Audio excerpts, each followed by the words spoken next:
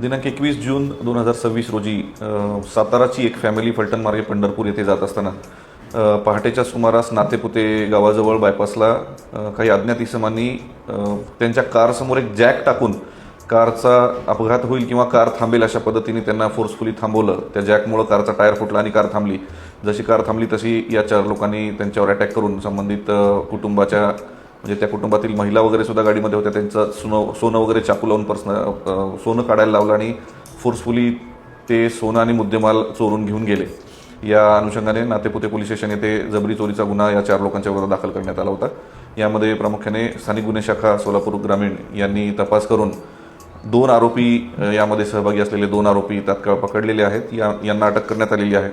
यांच्या चौकशीमध्ये एकूण 6 आरोपी निष्पन्न करण्यात आलेले आहेत. सदरील गुन्ह्यामध्ये दरोड्याचे सेक्शनसुद्धा वाढवण्यात आलेले आहेत. या दोन्ही आरोपींकडून एकूण 5,08,000चा पूर्ण मुद्देमाल जप्त करण्यात आलेला आहे आणि इतरही 4 गुन्हे यांनी केल्याची कबुली आहे, ज्यामध्ये 1 दरोडा आणि 3 जबरी चोरी आपल्या जिल्ह्यात केल्याची कबुली हे देत आहेत. पुढील तपासामध्ये अजूनही आरोपी आणि अजून काही गुन्हे निष्पन्न होण्याची शक्यता आहे.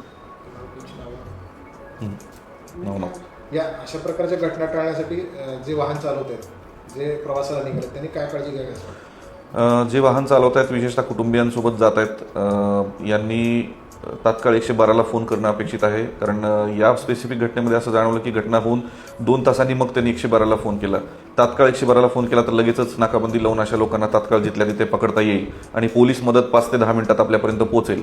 त्यामुळे नागरिकांनी अशी कुठली अचानक घटना झाली तर 112ला तात्काळ फोन लावावा पोलिसांना.